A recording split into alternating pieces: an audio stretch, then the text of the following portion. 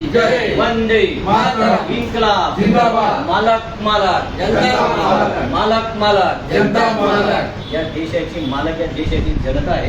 आम्ही शिक्षक आहोत, पण आम्ही सुद्धा जनता आहोत आणि आम्ही आमच्या साहेबांच्या कॅबिनला आलेलो आहे जळगाव जिल्हा येथे आणि आमच्या मागण्या आहेत आणि त्या मागण्यांसाठी आम्ही राष्ट्रीय सहकारी शिक्षण प्रसारक मंडळ लिमिटेड चाळीसगाव या संस्थेतले मुख्याध्यापक, उपमुख्याध्यापक, पर्यवेक्षक, शिक्षक, शिक्षकेतर कर्मचारी आम्ही आहोत आणि आमची मागणी अशी आहे शिक्षणाधिकारी साहेबांकडे गेल्या 3 वर्षापासून 3.5 वर्षापासून आमची प्रलंबित मागणी अशी आहे की आमच्या बदल्या झालेल्या आहेत संस्था स्तरावर आणि आमच्या बदल्यांना अटॅच डिटेलची मान्यता देऊन आमचे पगार सुव्यवस्थित व्हावे. कारण आम्ही काम करतोय दुसऱ्या शाळेवर, पगार निघतोय मागच्या शाळेवर. त्याचबरोबर आमच्या 3.5 वर्षापासून सर्व्हिस बुकच्या नोंदी झालेल्या नाही. हे एक मोठं भीती आमच्या समोर आहे. जर आमच्यातला एखादा कर्मचारी, एखादा शिक्षक जर दिवंगत झाला तर तो काम कुठे करतोय, पगार कुठे निघतोय, असे भलतेच प्रश्न उपस्थित जिल्हा परिषदच करेल. असंही आमच्याकडे अधिकारी वर्ग सुद्धा आमच्या इथे आम्ही आलो या ऑफिसमध्ये इथे लोक सुद्धा बोलले की हे बरोबर आहे, असं होऊ शकतं. त्याचबरोबर मुख्याध्यापक, पर्यवेक्षक, उपमुख्याध्यापक यांना ही पदोन्नती मान्य केली पाहिजे, ती मान्यता दिली पाहिजे. नाहीतर यांचं सुद्धा, हे सगळे मुख्याध्यापक आहेत बाकीचे माझ्या मागे, तर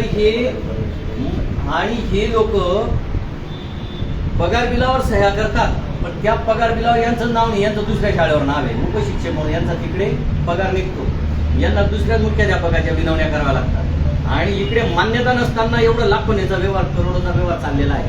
तर हा गुंता दिवसेंदिवस होतोय आणि हा गुंता सुटावा, कारण जेवढं जास्त याला लांबवलं जाईल तेवढा गुंता वाढत जाईल. ही आमची विनवणी कायम आहे आणि म्हणून आम्ही 24/3/2026 मंगळवार रोजी इथे आलो होतो जळगावला. मॅडमना भेटायला आलो. मॅडम इथे नव्हत्या, तर आम्ही जिल्हाधिकारी साहेबांच्या नियोजन हॉलला, तिथे त्यांचं ट्रेनिंग होतं, तिथे जाऊन भेटलो. आम्ही कलेक्टर साहेबांनाही भेटलो. कलेक्टर साहेब म्हटले की हा जटिल प्रश्न आहे, हा तातडीने सोडवला पाहिजे, तुमच्या मॅडम काय म्हणतात ते सांगा. आणि मॅडमना त्यांनी फोन केला. मॅडमने सांगितलं त्या लोकांना मी सोमवारी बोलवलेलं आहे. तर आम्हाला त्यांनी सोमवारी बोलवलं होतं. कलेक्टर साहेबांनी सांगितलं सोमवारी जर मॅडम काय म्हणतात ते मला सांगा, म्हणजे तो फॉलोअप त्यांना द्यायचा होता. नंतर CO मॅडमकडे गेलो. CO मॅडमने सुद्धा फोन केला त्यांना की यांचा प्रश्न तातडीने मिटवा, हा गरजेचा आहे आणि यांचं रास्त आहे. आणि म्हणून ते म्हटलं की सोमवारी त्यांना बोलवलंय, म्हणून आम्ही सोमवारी यायचं ठरवलं. मॅडम म्हटलं मी सोमवारी छत्रपती संभाजीनगरला जाणार आहे, कोर्टाची तारीख. आणि मग आजची तारीख मॅडमने दिली होती, म्हणून आम्ही आज सकाळच्या शाळा आटोपून मोठ्या तळमळीने आम्ही सगळे लोक आलो आणि 4ची वेळ होती, 3:30ला इथे पोहोचलो. पण मॅडम त्या अगोदरच निघून गेल्या होत्या, भेट होऊ शकली नाही. आम्ही आत्तापर्यंत तिथे थांबलो, म्हणून आम्ही इथे ऑफिसमध्ये आलो. हे लाईव्ह करायचं सांगितलं आणि मग इथे जे ओएस आहेत बेंडाळे नाना, त्यांनी आम्हाला बेडसे नाना जे आहेत, बेडसे नानांनी मॅडमना फोन लावून आमचं फोनवर बोलणं लावून दिलं आणि मॅडमने अगदी प्रेमाने आम्हाला अगदी सांगितलंय की सर 7 तारीख तुम्हाला मी देते आणि तुम्ही या सविस्तर ऐकून घेऊ आणि जे तुमचं योग्य जे आहे त्यावर निर्णय घेऊ. आणि आमची विनंती ही आहे की सकारात्मक दृष्टिकोन व्हावा, हा गुंता मिटावा आणि शिक्षकांना न्याय मिळावा. कारण आम्ही शिक्षक आहोत, आम्ही कोणी वेठबिगार किंवा भिकारी नाही आहोत. आम्हाला सन्मानाने, मानाने वागवलं गेलं पाहिजे. आणि रिटायरमेंटला आम्ही येऊन गेलेलो आहे, ही भीक मागावी लागते. आमची आयटाय डिटेच करा. आणि आयटाय डिटेच कशासाठी केलं, मग सोयीसाठी केलं का अशी अडवणूक करण्यासाठी केलं? ऑनलाईनचं सरकारला सुद्धा आम्ही विचारायला जाऊ की पूर्वीचं जे होतं तेच बरं होतं. मग तर हे जे ऑनलाईन केलं तर याच्यातून सुविधा व्हायला पाहिजे, अडवणूक नाही व्हायला पाहिजे. 3.5 वर्षापासून आम्ही वेटीस धरलेलो आहोत, तर हे काम झालं पाहिजे. मॅडम करायला तयार आहे, तर मॅडमचे आम्ही धन्यवाद व्यक्त करतो. पण मात्र मॅडमने हे केलंच पाहिजे, नाही तर आम्ही दरवेळेला येणार. 7 तारखेला जर मॅडम आम्हाला भेटल्या नाही तर आम्ही इथे बसून राहणार आणि बसून राहून आम्ही सगळे देशभक्तीपर गीतं म्हणणार आहोत. स्वातंत्र्य देवतेचं कुसुमाग्रजांचं गीत आम्ही म्हणणार आहोत. म्हणून आम्ही पोलीस स्टेशनला सुद्धा आम्ही याचं रितसर पत्र देणार आहोत की 7 तारखेला मॅडम नाही भेटल्या तर आम्ही इथे म्हणणार आहोत. SP ऑफिसला आम्ही आता जाऊन तेही पत्र देणार आहोत. तर हे अन्याय आहे का तुम्हाला बसणार आहे का माझ्याबरोबर का मी एकटा बोलतोय हा? कॅमेराकडे बघून बोला सगळेजण बसणार आहे न्याय पाहिजे तुम्हाला अन्याय सहन करायचा आहे नाही अन्याय सहन नाही होणार शेलार सर अजिबात मोठ्याने बोला बोला अन्याय सहन केला जाणार नाही. 3 वर्षापासून लोकांचे पगार बंद करून ठेवलेले आहेत. तर प्रलंबित मागण्यासाठी त्यामुळे आम्ही या ठिकाणी उपोषणाला सुद्धा बसणार आहोत आणि ही सर्वस्वी जबाबदारी शालेय शिक्षण विभागाची राहणार आहे. आमच्या जीवाचं जर का काही बरं वाईट झालं तर शालेय शिक्षण विभाग आणि माध्यमिक शिक्षणाधिकारी सौ कल्पना चव्हाण मॅडम या जबाबदार राहतील.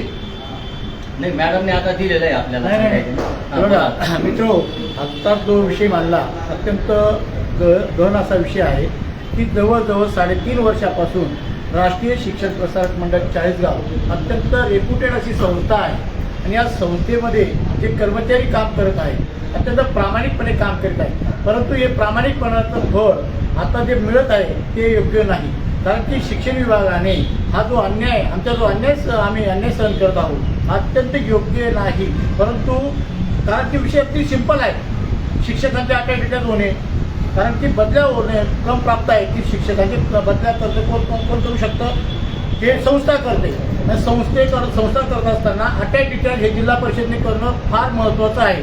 परंतु आता विषय कसा आहे की अटॅच डिटेल होत नाही. मग शिक्षक हा कोणत्या भागाला आहे कोणत्या शाळेला तो कार्यरत आहे हे सुद्धा त्या ठिकाणी त्याचं नियमावली समजली जाते. आणि दुसरी गोष्ट मुख्याध्यापकांना आणि पर्यवेक्षकांना जर आपण त्या ठिकाणी जर पदोन्नती दिली नाही तर मुख्याध्यापक कोणत्या गोष्टीने ते सर्व्हिस बुक भरतील. त्यांना काही शिक्षक काही मुख्याध्यापक रिटायर झाले मग त्यांना जर पदोन्नती दिली नाही किंवा त्यांना ती मान्यता दिली नाही तर तुम्ही त्या पद्धतीने त्यांची जे सर्व्हिस बुक शिक्षकांची सर्व्हिस बुक तर कोण भरेल तर त्याच्या सह्या कोण करेल. तर मुख्याध्यापकांना आणि पर्यवेक्षकांना पदोन्नती देणे गरजेचं आहे हे शिक्षण विभागाने ठरवलं पाहिजे. आणि आपण काय करतोय की फक्त दूरदृष्टिकोन ठेवतोय की त्यामध्ये की समांतर काही विषय नाही ना. कारण शिक्षकाचा प्रश्न मिटवण्याचं काम शिक्षणाधिकारी करतात. म्हणून मी शिक्षणाधिकारी मॅडमांना अत्यंत विनंतीपूर्वक करतो तुम्ही 7 तारखेला हा निर्णय फायनल करा. कारण की राष्ट्रीय शिक्षण प्रसारक मंडळ किंवा शिक्षक म्हणा त्या ठिकाणी तिथील काम करणारे कर्मचारी हे प्रामाणिकपणे काम करतात. इतर ठिकाणी तुम्ही एकदम योग्य न्याय देतात. मग या ठिकाणी काही विषय नाही ना.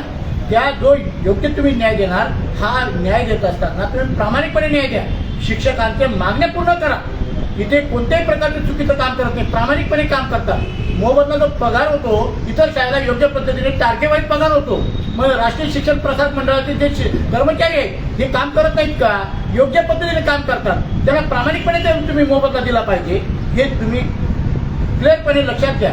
तुम्हाला सर्व कर्मचाऱ्यांच्या वतीने मी विनंती करतो मॅडम की 7 तारखेला तुम्ही प्रामाणिकपणे आणि पॉझिटिव्ह निर्णय दिला पाहिजे एवढी माझी विनंती आहे. नमस्कार. जगताप सरांनी जो मुद्दा मांडला माझ्या बोलण्यातून तो राहून गेला होता. पगार सुद्धा आमचे अनियमित केले गेलेले हा सुद्धा गुन्हा आहे. शासनाकडून पगार होतो आणि तो आम्हाला का उशिरा मिळतो तर हा सुद्धा गुन्हाच आहे. आम्ही गुन्हाच म्हणू याला. तर ह्या सगळ्या या ज्या 3 प्रकारच्या मागण्या आहेत या आमच्या तातडीने सुटल्या पाहिजेत. आणि हे बंधूंनो कोणत्याच जिल्ह्यात नाही पुऱ्या महाराष्ट्रात हे जळगाव जिल्ह्यातच आहे. आणि म्हणून हे आपल्या जळगाव जिल्हा परिषदेचं आपल्या शिक्षण विभागाचं हे फेल्युअर आहे. म्हणून आमची विनंती आहे की आपला शिक्षण विभाग हा स्वच्छ सुंदर असावा. त्याची अशी कुठल्याही प्रकारची अशी लक्तर कुठे निघू नये म्हणून आमची विनंती आहे की आम्हाला योग्य तो न्याय लवकरात लवकर मिळावा. जळगाव जिल्ह्यातील फक्त राष्ट्रीय सहकारी शिक्षण प्रसारक मंडळावर जो अन्याय चालू आहे मॅडम तो योग्य पद्धतीने तुम्ही एकदम प्रामाणिकपणे तुम्ही आमचे मायबाप आहात आणि तुम्ही योग्य पद्धतीने न्याय देणार आम्हाला खात्री आहे. तुम्ही 7 तारखेला योग्य न्याय देणार अशी आम्हाला अपेक्षा आहे. आणि आम्ही सर्वजण 7 तारखेला येऊ आणि आनंदाने तुम्ही आम्हाला सर्व योग्य न्याय देणार अशी अपेक्षा आम्ही त्या ठिकाणी बाळगतो. आमच्याकडून पेढे तुम्हाला मिळतील. धन्यवाद. थांबूया आपण. बोला भारत माता की जय. वंदे मातरम. इन्कलाब जिंदाबाद. मालक जगताप मालक. धन्यवाद.